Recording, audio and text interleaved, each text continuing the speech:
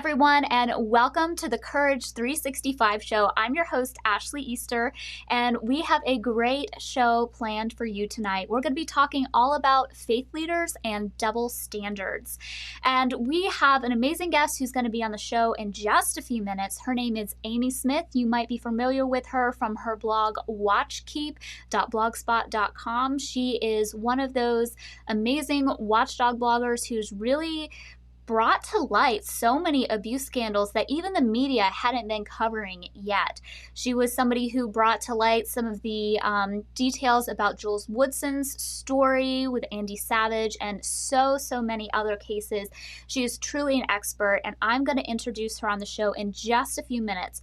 But before we do that, I want to talk to you a little bit about the topic we are going to be focusing on today. Like I said before, we're talking about faith leaders and double standards. But this was prompted because of something recent we saw in social media, and even it's been picked up by some traditional media sources. And that is the double standard of Jerry Falwell Jr. and some of the inappropriate pictures that he posted online. Now, I want to give a quick trigger warning to anyone. We will be showing these photos, at least for a little bit. If this is triggering to you, I'd recommend that you just kind of pause the show for a few minutes and let us talk through for about 5 or 10 minutes or so. And then those pictures are going to be down and you can re-engage in the discussion. But for those who want to stick around and see those photos, exactly what we're talking about, I'm going to go ahead and show them right now. So these are the photos that are in question. Jerry Falwell Jr., if you are not familiar with him, he is the president of Liberty University, the second largest university that is Christian in the world. At least that's what they boast of themselves. And their motto is training champions for Christ. They have so many students at Liberty University and around the world who use their online classes. And it's very much focused on having a Christian perspective and Christian worldview. However, even though this very conservative college has strict standards and rules for their students, Jerry Jr. himself decided to post these inappropriate pictures on his social media.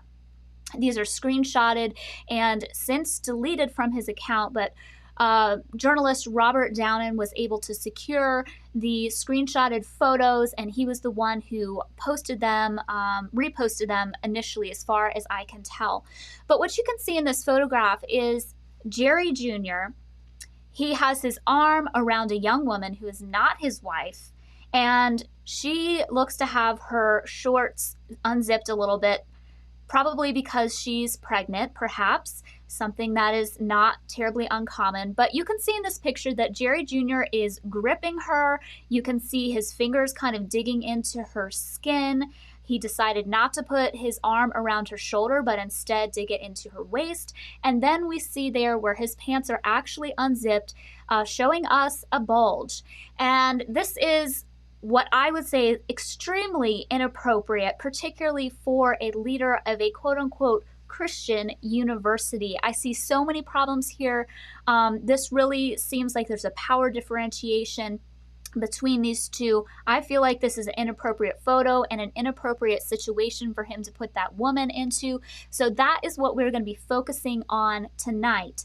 And before we jump into the conversation about this, really peeling it apart and, looking at the double standards here, I want you to listen to an audio recording from Jerry Jr. He tuned into a radio station. He called in, I believe it's WLNI, and he called in and spoke about these pictures and gave a sort of what people are calling apology. I wouldn't exactly call it an apology myself, but I want you to hear those words straight from his mouth in reference to these pictures.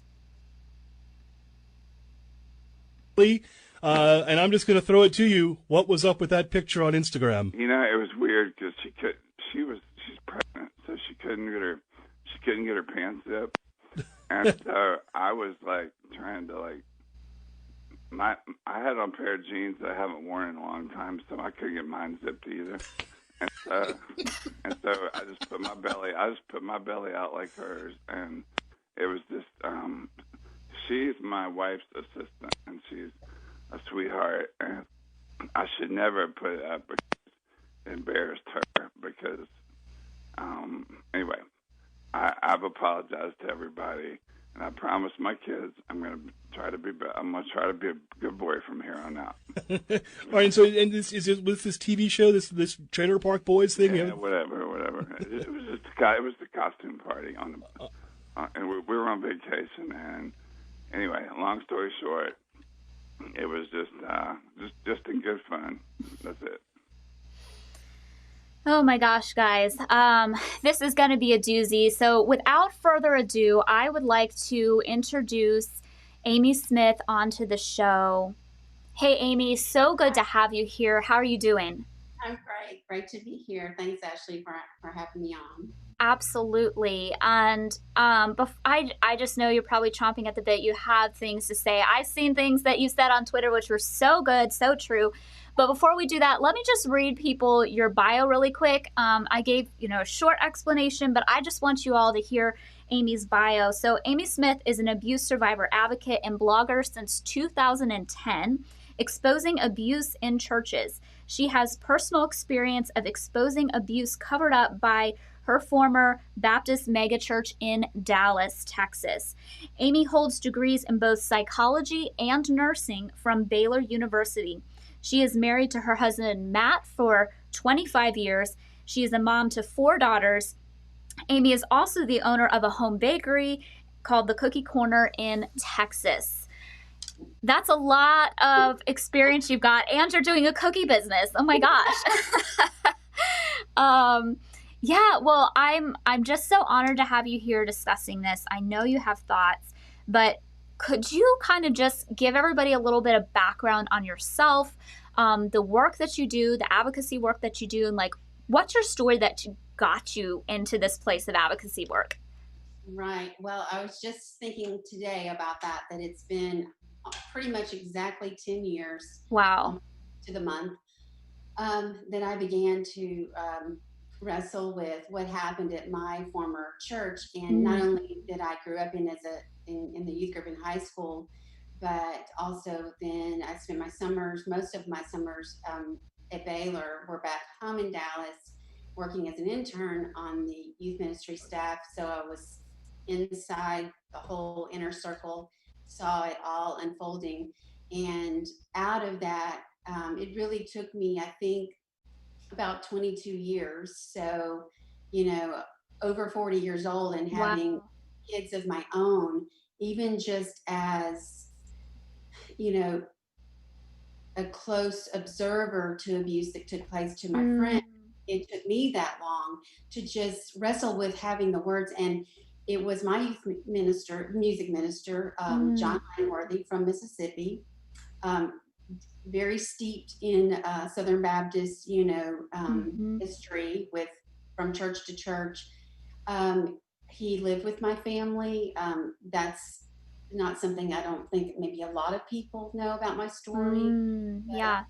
While he was sexually abusing boys, most of them my friends, some close friends, he lived in my home, and we absolutely adored him. And he was like an uncle, older brother to me. He helped me I was in junior Miss pageants. And it was devastating that summer in '89 when we found out he was leaving. And within a week, he was gone. He was told to leave. He went back to Mississippi. So fast forward, 22 years, and it had always bothered me that what had happened wasn't right. And so I began to reach out. And so really through the era of social media and just being able to kind of approach that subject and kind of asking some of my friends, that's not something you just, hey, you want to talk about this? I also was able to search and find him. And when he was in Mississippi, working at not just a church, a Baptist church, but at a high school, and he was teaching in a public school system from elementary schools up through high school the entire time that Preston would pass the trash. Wow. And I was just devastated. And so it took me a year from 2010, of the fall of 2010, to September 2011, I thought, if I just tell Prestonwood, my former pastors there, and I got married there, if I tell the pastors in Mississippi, they're going to be alarmed too that he's still working with kids because they know what happened. Right. Well, it was, then I became inundated in the cover up of and totally opened my eyes that, oh, they don't want me to expose them. They don't want victims to come forward. Right. And so several victims, some that I knew, some that I didn't know at the time were in Mississippi, through them. And then also even the public school system in Mississippi and in the Jackson area, Clinton, Mississippi, even the public school system were ignoring me, trying to get me to go away. So I worked with an investigative reporter in Dallas at Channel 8 News, Brett Shipp, along with a very talented reporter in Jackson, Mississippi, Ruth Ingram. She used to be the Clarion Ledger, the leading newspaper there. We kind of worked together and just trying to get anything we could to just move this story forward in the public without having criminal record, police reports, a lawsuit.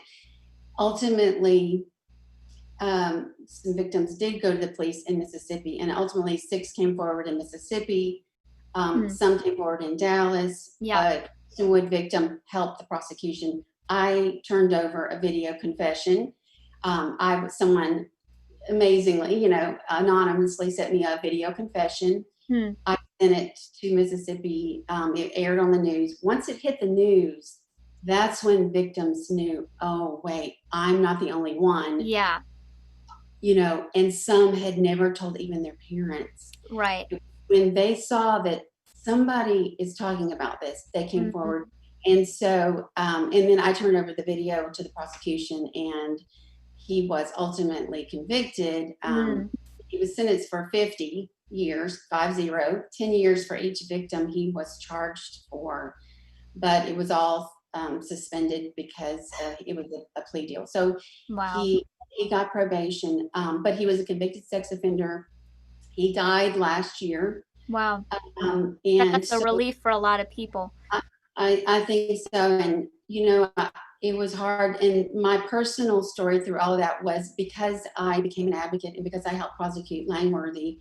And subsequently, what that showed was that Prestonwood still didn't care about protecting kids, and they didn't care about the victims. And they didn't report him in '89. He was fired because of allegations of abuse. Boys, came forward and said he had sexually abused them. Right. He wasn't reported in Dallas. And so that caused, so many, years to go by. And so even after Langworthy was convicted, there still wasn't an atmosphere of Prestonwood wanting to reach out and help, and even my own parents. So since then, since 2011, the moment I did my first public TV interview, which was top news story, I think it was August, I want to say the 8th, 2011, that moment changed my life forever. And I did the right thing. I know I did, but my parents chose to side with not just Prestonwood, but with Langworthy, and they became very angry with me and have since just told me they never want to see me again. That also impacted, of course, my husband and my children. And it's been devastating personally, but I've gained so much more because I found my voice. And I used to have a nightmare periodically, maybe once a year or so, off and on, through those 22 years. And Langworthy, I used to live in Houston, and he would show up at my also megachurch, First Baptist Houston, and he would have shown up and be doing, we used to do, go on youth choir trips. Right. He would show up at my church in my nightmare, and I know I would try to warn about him, and my mouth would open and no sound would come out. I remember I would tell my husband that every now and then, thinking, I'm wrestling with this, and I didn't even really have words to know, like, what is happening Yeah. to me personally about Yeah. this, you know, Yeah. and started thinking, oh, I mean, what are those victims going Yeah. through? Yeah. But through that, you know, I began on a journey that, you know, has led me where, you know, I am today, and uncovering and with my opening my eyes and Mm. seeing that, as painful as it is, it's also been, um, a path to freedom and Mm. finding my voice, Yeah. and also undoing so much, you know, systemic patterns in Yeah. my Yeah. own belief of in evangelism, and even now really even starting to dismantle systemic racism and Hmm. seeing that in my community Yeah. in Texas and even in churches. And so yeah, so that's my personal story of Wow. advocacy, and it's through that, actually, you know, I think you and I met because of Yeah. SNAP, Hmm. and Krista Brown, Hmm. um, Boz Division, Yep. uh, D D. at Work Parsons. Yeah. Watch. I mean, but I think my first outreach was to Krista, Mm. and I think I literally Googled in like the fall of 2010, youth minister sexual abuse. Hmm. I trying to find information, Right. and found Krista. I Yeah. found Bob Allen at Uh-huh. the used to be Associated Baptist Press. It's Yep. Baptist News Yep. Global now. I found Bob Allen, I found Krista, and I found Snap. Yeah. Absolute godsends to me. Yeah, absolutely. Wow. And I really appreciate you being vulnerable and sharing your story, and just the way that you really lost so much, from church and faith community to your own family. And I know that hits close to home for me as well. I'm no longer in touch with most of my family. Um, but I'm just so thankful that you were willing to risk those things in order to help others be free, to speak up and use your voice. And now you've exposed so much abuse over the last 10 years. Like, if you all are not following Watchkeep on Twitter, especially, she's got a Facebook page too, but Twitter especially, like, you're missing out, because she really addresses these scandals and then does a breakdown of what's wrong about different things. And that's why I wanted to have you on the show today, because I really want to address what we're seeing with Jerry Falwell Jr. And I'm just going to pull that picture up again. Trigger warning for anybody who doesn't want to see it. But like, as we're looking at this picture here, we can see that he's unzipped his pants. He's got his hand around her waist, pressing into her skin. And this woman is not his wife, and I would still think it would be a bit strange for him to do that with his wife in the position that he is, and to put this on Facebook. But I'm really concerned about the power differentiation and all this, and I'm hoping that you can give us, like, what's your hot take when you first saw this? Like, what ran through your head about that and about his quote unquote apology, and like, break down what's wrong with this photo for us and what your hot take is. Okay, how much time do we have? Well, we got to finish up at 8, but you know, the irony here is that in his caption on the photo, he thinks the problem is the prop of alcoholic beverage, an alcoholic beverage. You know, right. he explains it as, oh, don't worry, it's just black water, and that's actually probably the least worrisome Right. thing. The whole photo. I mean, he's, I mean, aside from the disparity of, the fact if you were a Liberty student, you wouldn't be able to pose with an alcoholic drink Right. without fines. But I mean, if he's an adult, he's over 21, I mean, you can want to drink. But so immediately, I mean, there was so much going on there. Just, it was so inappropriate. I really thought, this can't be real. Yeah. I mean, in my initial reaction, I was like, okay, when I saw Rob had posted, I'm like, okay, no, then it's definitely real. Obviously it's already been deleted, but and then I kind of started doing some searching, and then shortly after the photo, of course, then the video came out with more, context, and actually making it worse, in my opinion. Right. And just to recap, in this video, they were all dressed up and I guess doing some type of a costume party based on a show.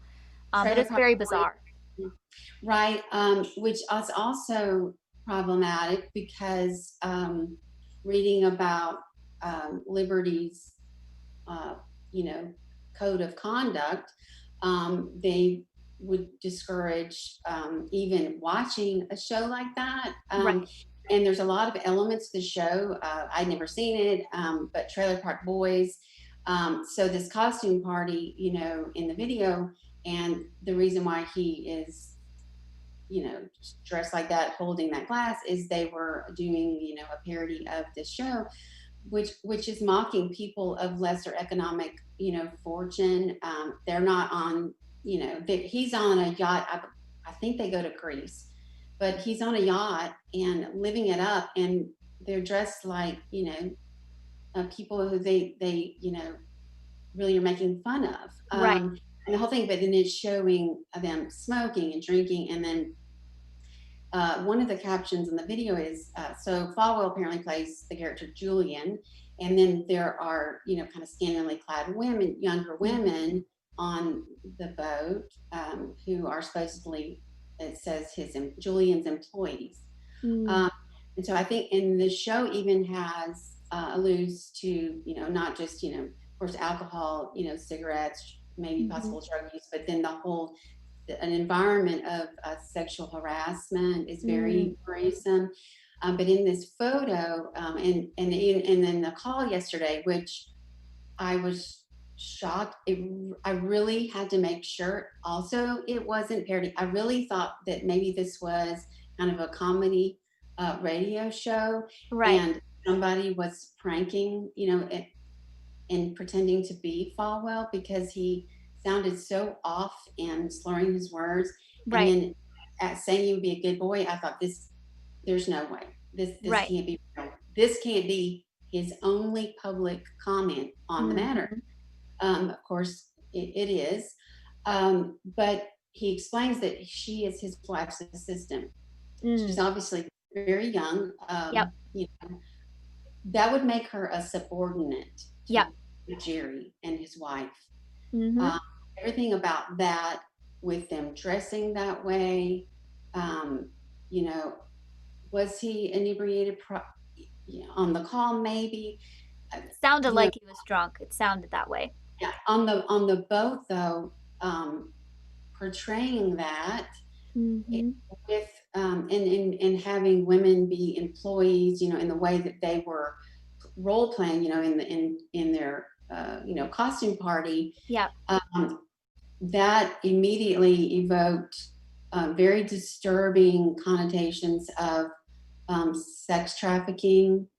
At the very least, an atmosphere of sexual harassment, all kinds of things. But I mean, and the other thing that bothered me about, I said this on I think my tweet was in the Huffington Post story, but I was thinking out loud. I was like, okay, I was thinking out loud as I wrote the tweet, and I clarified, was he lying about the pants? What I meant by that was, and went back and looked at the video. In the video, he's got his same clothes on. So it's the same clothes in the video as the photo. Yeah. But he has the shirt down. And so I thought maybe his pants were zipped. It looks like they were unzipped. I'm not sure that they couldn't have been zipped. I think the reason why they were unzipped was because it was a costume party. Right. But he says, also, who brings clothes on a trip and puts them on that don't fit anymore? Right. It's not like he doesn't have money for another pair of pants. So I think that he chose to wear those because like he said, it was a costume party. So I'm not sure why he felt the need to, be kind of shady or dishonest about, they didn't. Well, as soon as they didn't, you know what, Jerry, as soon as your pants didn't zip up, you don't even walk out around anybody else. Right. That's like getting dressed 101.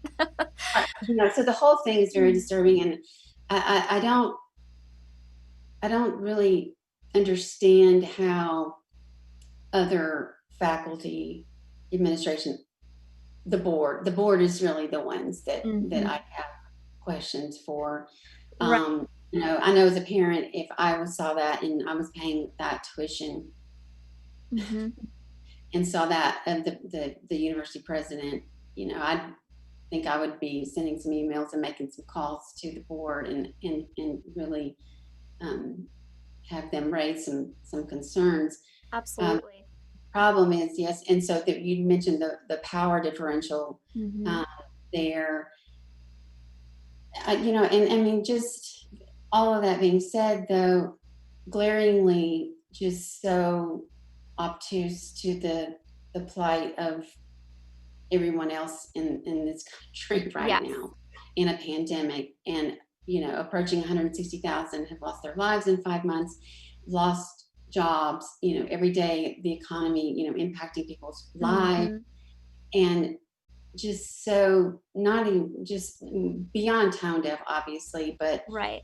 And to have, I don't know, I mean, just the public health considerations of all of those people that clearly are not all part of his family, having a party, but so many things just unbecoming of any adult professional. But many of those, I think, were employees probably of his or his wife, or, I mean, just the whole thing, completely unprofessional, completely embarrassing, shameful, that he, and then even making matters worse, the phone call to excuse all of that and apologize.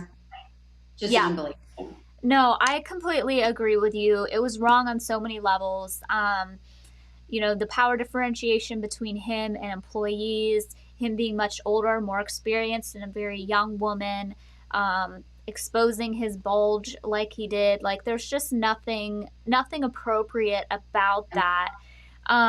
But I guess the question I have for you is, do you see some trends with that double standard of what he would expect for Liberty students? Liberty students, if they had been on that yacht with, black water that is probably alcohol, if they'd been pretending to smoke, if they'd posed in pictures like that, there would likely have been some sort of monetary fine for students who usually don't have a lot of money. So, like, do you see some double standards there, and then some trends as far as, like, from what I've understood, for several years, the Title IX office at Liberty University has received hundreds of thousands of dollars in fines for being accused of not handling their Title IX office appropriately. And if anybody watching is not familiar with Title IX, that's the anti-discrimination department. That's where they should be addressing abuse and harassment complaints. And for the newspaper to come out and say that they've been fined for hundreds of thousands of dollars in their Title IX office.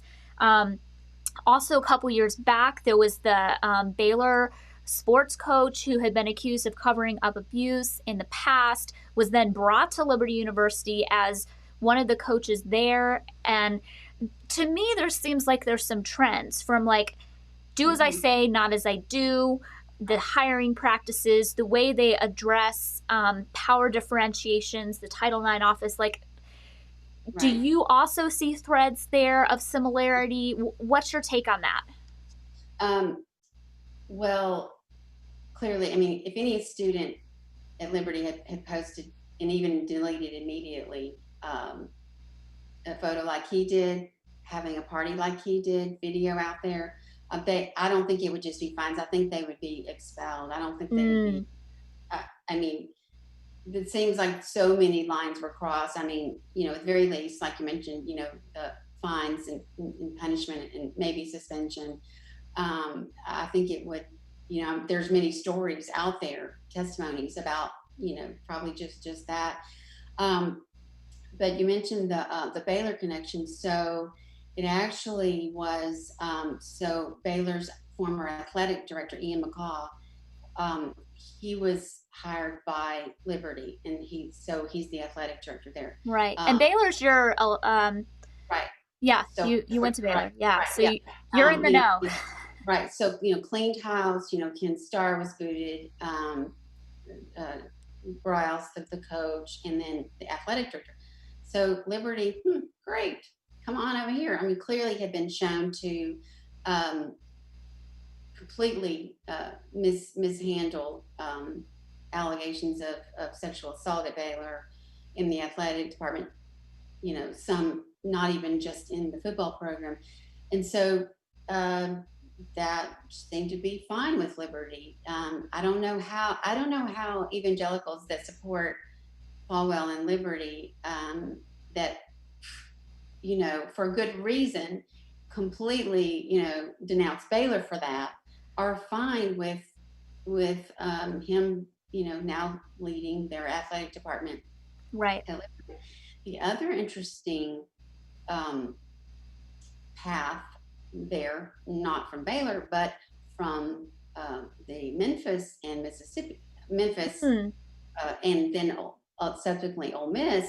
So the former Ole Miss coach, Hugh Freeze, is now the football coach at Liberty.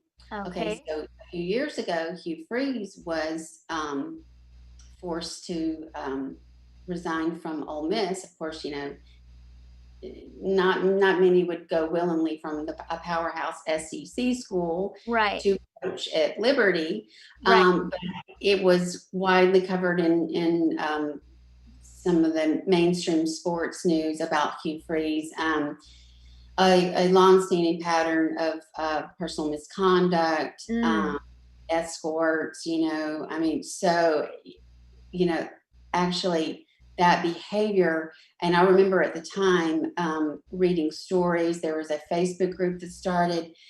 The allegations of his misconduct go as far back as when he was coaching at an elite Memphis private Christian school, which is very affluent, very affluent students in Memphis. And he was coaching there, and there were some girls that had been telling stories of some inappropriate behavior. So he is now, there, and then Ole Miss, but Ole Miss was really very, very public, behavior that was exposed, and yet he was hired by Liberty. So they're really, they don't seem to be signaling that they're taking inappropriate behavior and personal misconduct seriously at all by their leadership. So, in a way, I guess, the board might say, really, they're really showing who they really are and what kind of a school they want to be. If you're going to hire a disgraced Baylor athletic director, and then also, a football coach, same kind of issues. Even for Hugh Freeze, personal misconduct issues. Then I'm wondering, do they not really see Falwell's behavior as problematic?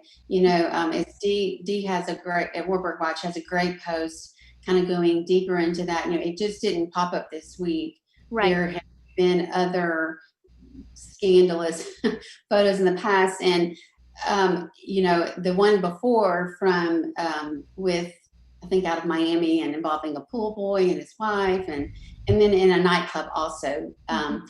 Jerry's first response was that it couldn't be proven, or that was it was just a lot of deflection of, no, those photos don't exist, you can't prove that. Of course, the photos were real. It was him. He was holding alcoholic beverages at a club, at a nightclub, all the things, and from that, so many, have pointed out the obvious, which is students would have had severe repercussions. Absolutely. If they also did that.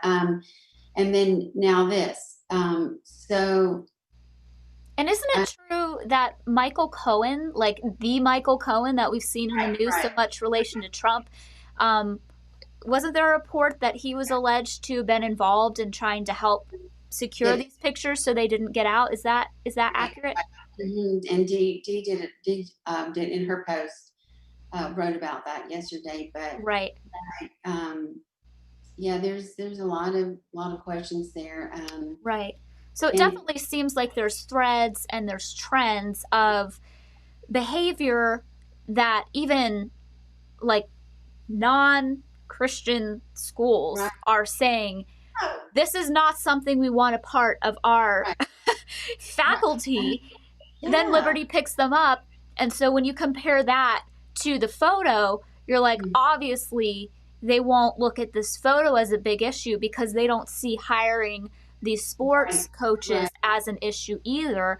And personally, I don't think they've been taking their Title IX office stuff seriously either, even though the newspapers reported that they have hundreds of thousands of dollars in fines because of not handling it right, properly. mm, It's just, right, it's a mm. bit mind blowing to me. And so maybe just kind of talk to me about like the double standards you're seeing. Like, as far as I'm aware, I have not heard of any direct allegations against Jerry Falwell Jr. of abuse. I have not heard those allegations if they exist or if they don't. But would you say that some of the behavior he's displaying and some of the behaviors of his school, do those bring up any red flags for you? Oh, well, of course. And I think, I saw others on social media also um, doing the same, thought process as us of, there's a lot of red flags there, not just of inappropriate behavior on his part, but what is going on? What kind of environment is that that leads to um, sexual harassment, sexual Mm-hmm. abuse, and obviously, is it an environment that an employee would feel safe um, to come forward and Right. report anything that would have happened Mm-hmm. inappropriately, be it Jerry or other staff member or close associates of Jerry. Would that be taken Mm-hmm. seriously? If they're not going to even reprimand, I mean, at the very least, he should be suspended um, and face some kind of repercussion. Right. To not even address it is really worrisome. Yeah. Um, what are they doing? Is it just the case of, oh, it will go away, it will blow over? And you know what? These things they do. I mean, and that's It's a tragedy. that it is, and leaders like Jerry know that. Yeah. Um, they can.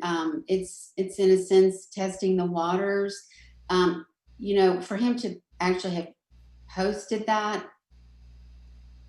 even though he immediately deleted it, kind of signals maybe there was an environment that, was he drunk at the time, Sure. just, and what's going on, that he would not, if he was sober and really thinking clearly, it would have, and I'm not sure, even if he was, maybe that's just as bad, that he would think that was okay, that Right.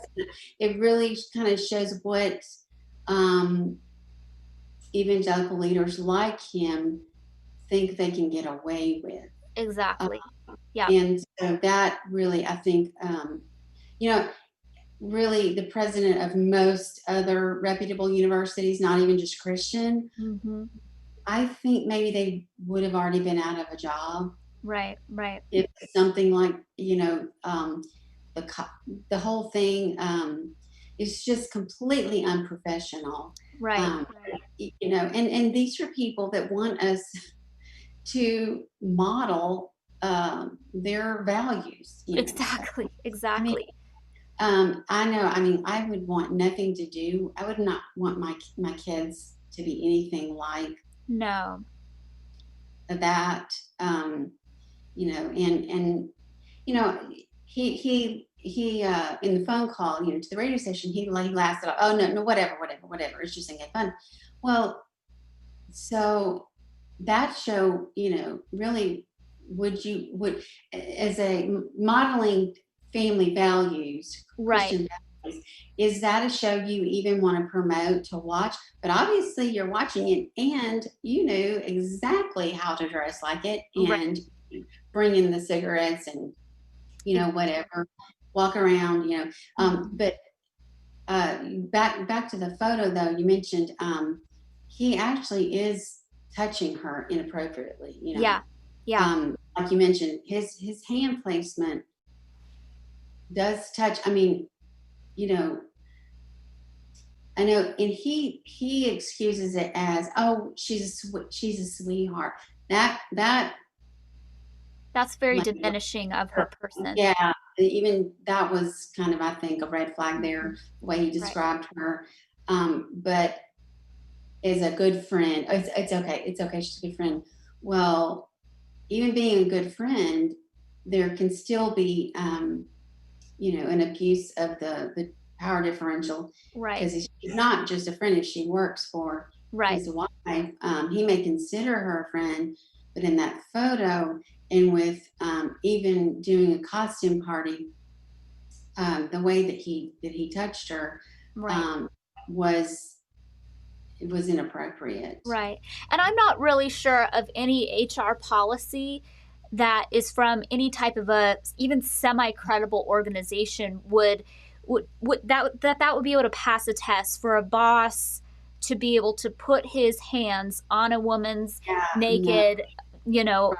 side Mm-hmm. while his pants are exposing a bulge. Like there's no HR test No. that would pass. And Right. so Mm-hmm. I obviously don't know.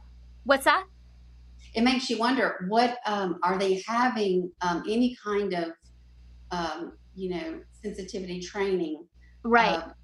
in for for their faculty, for their staff. Right. And if I can't imagine that what he did wouldn't violate every kind of common sense Absolutely. training, or creating a safe workplace environment. Mm-hmm. And it doesn't matter that, oh, we were having a party. Well, he's still surrounded by and had people, and it wasn't just family members. Right.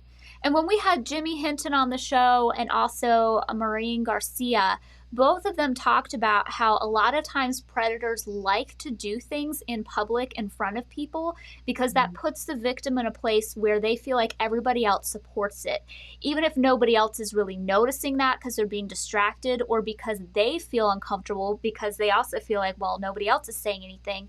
Like, that seems like a strategic move to not only do it, but to take a photo of it, to post it online. Like, it's implying that this is okay and that she doesn't have a right to think differently. And I don't know what she thinks about it, but it bothers me. Mm-hmm. Yeah. And, and he apologized. He said he's apologized to her. He's apologized to everybody. But also at the same time, he's like, oh, it's just in good fun, and I'm going to try to be a good boy. Right. He's talking out of both sides of his mouth.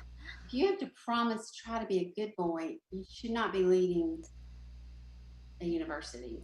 You should not be leading. I'm not sure you should be leading anything. Business, whatever. Right. Volunteer position. Trying to be a good boy. If he can't dress himself properly in the morning, as he's alluded to that he isn't able to, then I'm not sure if he's qualified to have the position he does. But that brings me to another question, and that's, we focused on him and that power differentiation and the choices that he knowingly made. But what about the culture that's surrounding him? What about the board that you mentioned? And even what I saw was a trend was when this picture came up, a lot of people decried it as fake, even when they were shown evidence to the contrary.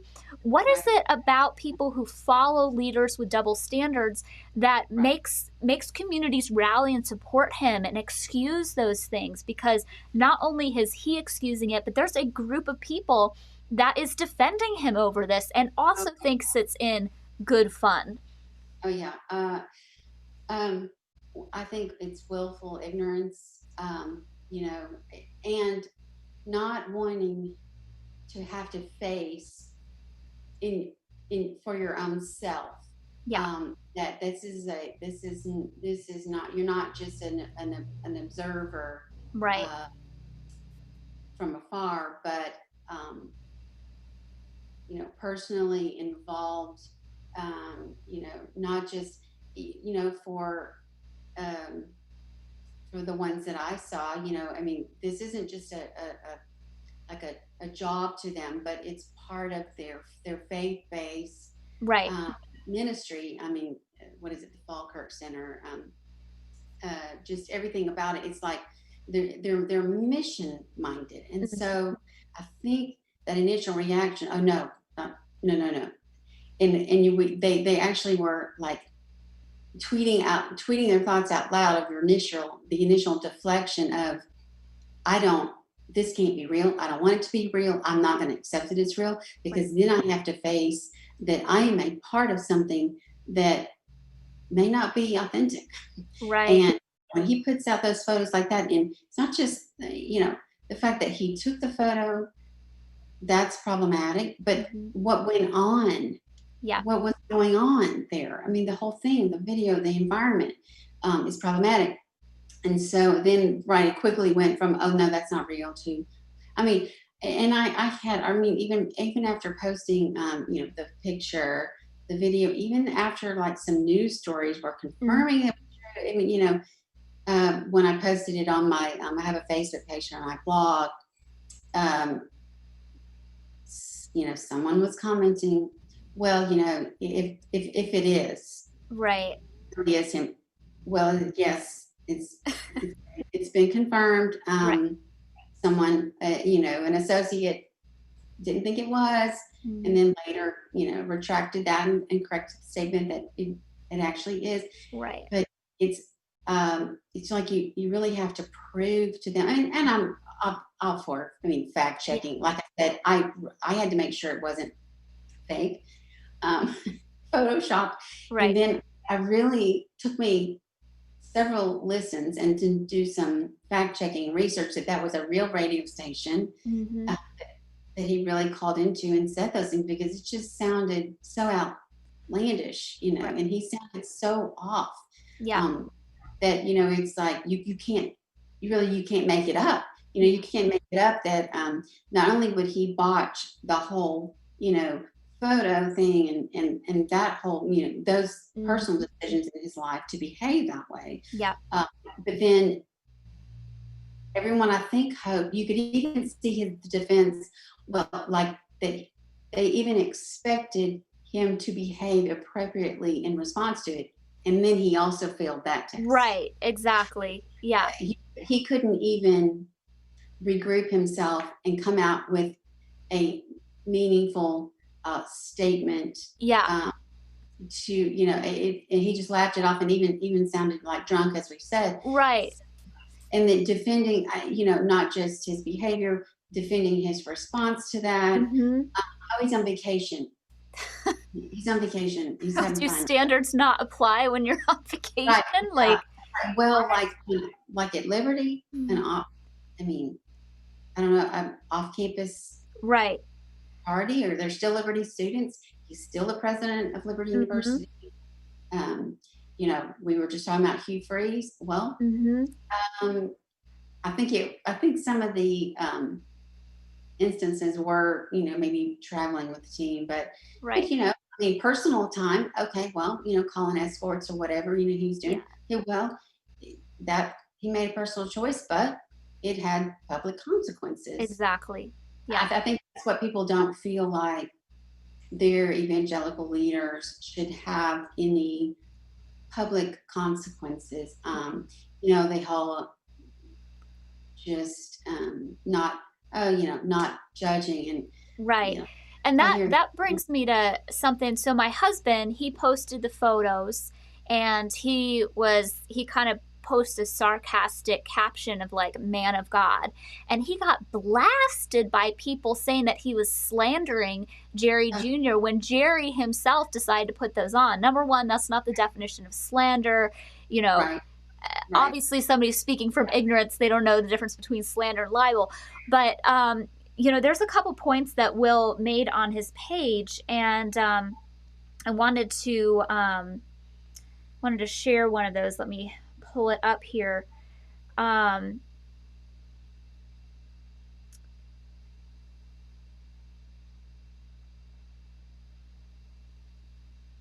So, kind of what you were saying about people defending him and all, Will said, the calls that he was receiving on his Facebook page for silence and prayer by Christians for men like Jerry, who are public figures and do completely stupid and insane stuff like that, don't represent Christ well at all, and who devalues the word Christian should mean. They call their call of action is to say nothing and just pray and be silent. And I think that really goes into what you were talking about, where they choose to be public leaders. They choose to be a public figure, which there are legal consequences for being a public figure. People can call you out, they can hold you accountable. That is to be expected when you choose this position. And then for people to just say it's slander to talk about it, or we shouldn't judge him, or we need to be good Christians and just pray for him. And my favorite is something like, well, we all sin and he just messed up. And I'm like, well, Yeah. I have messed up, but I sure have not shown my underwear to the world and put my arm around a subordinate. Like, people are doing these kind of like these levelings of inappropriate behavior when, like, yeah, I'm not a perfect person, but I sure have not done that. And I'm certainly not a leader in the respect that he is. And so with all of those things, like, what would you recommend we do to, number one, like, do you think it's important to keep calling these things out? And then number two, how can we avoid becoming those people who just kind of shake our heads and say, yes, I'm following this person, that's got to be fake, don't judge, be silent. How can we avoid being in that position ourselves? What do we need to be hyper vigilant about and keep an eye out for ourselves? Well, I think, I think having more people, you don't have to have a large following on, Right. social media, or you don't have to have a website or a blog. If it bothers you if you're a Christian and it bothers you, if you're a human being and it bothers Right. you, if you are, particularly, I would think, a Liberty student, or wherever the behavior is taking place, at your church or school or workplace, I think normalizing speaking out, and it is, I remember the first, like I said, 10 years ago, and then, just making the first phone call and voicing a concern. Yeah. And on behalf at the time of it, myself personally, because I knew what had happened, but on behalf of others, of other victims. But, just, I think normalizing being a person that recognizes wrongdoing and seeing it not as being critical or judgmental, that it's okay if something bothers you and it looks wrong.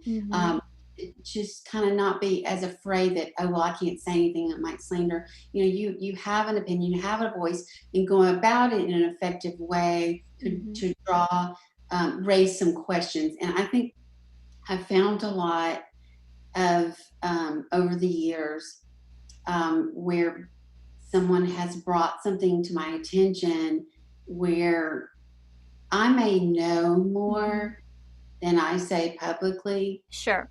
At the time, but I phrase it in the form of a question. Right. Kind of like back when Perry Noble was forced out of NewSpring because of problems with alcoholism, and there was, other questionable behavior. Someone sent us a very reliable source sent me the tip that it was happening. And I thought, okay, what do I do with this? I'll just wait, I guess, and see. And then someone else, another blogger friend, said to me, because I said, hey, here's this. And he said, okay, Amy, you're going to go with it. I'm like, well, I can't. I don't know that I can. I mean, can I? And, it's like, so like being the first to say something and kind of navigating those waters. I mean, it's not for everybody. I'm not saying that. Right. But what I did was I decided to take the information I'd received and I put it out there publicly in the form of a question. And so my post title was, has Perry Noble been fired? And it's that whole, of course, that whole like situation. It's not funny. I'm not laughing at that. I'm laughing at the fallout from me, a woman, kind of not widely known, right? Not a, mainstream news outlet, right? Asking a question, based on not just hearsay, but a source bringing me, and and looking into and trying to confirm it, like I did. And so those that really I got slammed by some people that were like, stay in your lane. You are like, this is ridiculous. You are so wrong. I mean, and so I knew it was, it was probably about maybe 3 or 4 days, because I knew it was going to be announced on Sunday. And this was probably like maybe Wednesday. And actually posted it, left, flew to Hawaii on vacation. So I was actually like in Hawaii when the announcement was made, and I was right. Yeah. But kind of, and and it's just not, nobody wants to be right about when there's cases like that, and right. people's lives are involved in churches and all that. But just the questioning, and so many people, because that they come to you and they come to me and Dee and so many others with their stories, and just when like this isn't right, just having the courage to believe in your own assessment of situations, speaking up. It might be somebody else may need you to speak up and approach. Of course, we get the whole deal of, oh, you're supposed to take the matter privately. Right. Will had some of those on his post too. I mean, that's not applicable. And we're talking in situations like the ones we're discussing, of public figures and speaking out and about and I think through that, what could happen is that if there are cases happening at Liberty involving Jerry Falwell personally or not, or others close to him, or other behavior that we don't even know about, that's just getting it out into the public arena. Right. If there are people that felt like they have been abused, harassed, right. Maybe there's other types of, abuse going on. It could be faculty. I know that the racial, environment at Liberty has really come under scrutiny as well. That's been in the news a lot. Yeah. And those who feel, maligned, that it really helps. I know, because I've heard many survivors tell me, I thought that I was the only one that was happening to, or right. I didn't think I could tell anyone. Didn't think anyone would believe me. So there can be a healthy, appropriate way to kind of hash things out publicly, asking questions, engaging with other people, even the ones that don't think you should be saying anything at all. Right. Sometimes through the course of that dialogue, information can come out. I've had so many times, I literally have written a blog post just based on someone's email that they sent me. I'm not talking about like a private, like someone disclosing abuse and all right. would never, betray. Sure, but somebody like kind of doing a hate mail type thing had info. I literally have had an entire post. If someone's going to sit down and send me an email and put their name on it and put it out there, it's really been a wonderful tool of information that I get out to people. Like it chewing me out is what they want to do. Right. And like my favorite is being told that I'm keeping a music minister from getting a job and I'm ruining his family because I posted his police report of child exploitation on my blog, and this has been going for years. You Google his name, I think my blog posts come up. Right. Top couple hits, I think, but it's because the police reports are on there, and he hasn't been able to. He's kind of had some. It's kind of been under the radar. I think some churches have put him on their payrolls, but they don't make it public because they know that they would face backlash. But, so right. So we're talking about just it just. I think creating an environment where people feel like not to, and it's not judging. It's accountability. Right. And being critical thinkers about, I think if more people would do that in their own churches, school systems, be it public or private, and feel like that you can speak up and ask questions. And if you will quickly know if questions are welcomed or not. Right. Yeah. Well, thank you so much for that. We're going to have to go to a commercial break really quick, but 3 things that I'm pulling away from that is ask questions. Number 2 is, even if nobody else is speaking up about something, if you know it's wrong, it's okay for you to be that first one. Now, there's some potential, difficulties with that. So sometimes it's great to have some support. But then number 3 is, if you are hearing what we're talking about tonight and you've got stories in relation to Liberty University or stories in relation to Jerry Falwell Jr., reach out to us. Let us know if you have any additional information. Like I said, I'm not aware of any direct abuse allegations against Jerry Falwell Jr., but if in this system there's some type of something that's not right, reach out to us. But yeah, we're going to go to a commercial break, and then we're going to wrap up this interview, but you're going to want to stick around because Amy Smith is going to, lead us out with some important things for us to think through.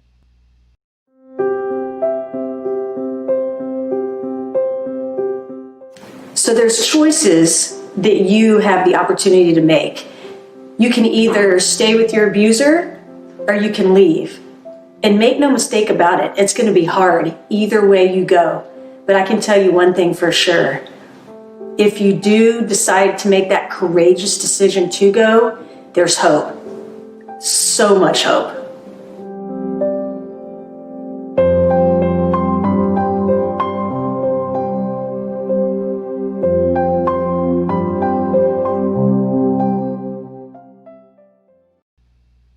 Hey everybody, this is the Courage 365 show. We're back. I'm your host, Ashley Easter, and I'm interviewing Amy Smith, watchdog blogger, somebody who's exposed a lot of different types of abuse on her show. We've been talking about the scandal at Liberty University with Jerry Falwell Jr. and the inappropriate photos that he posted.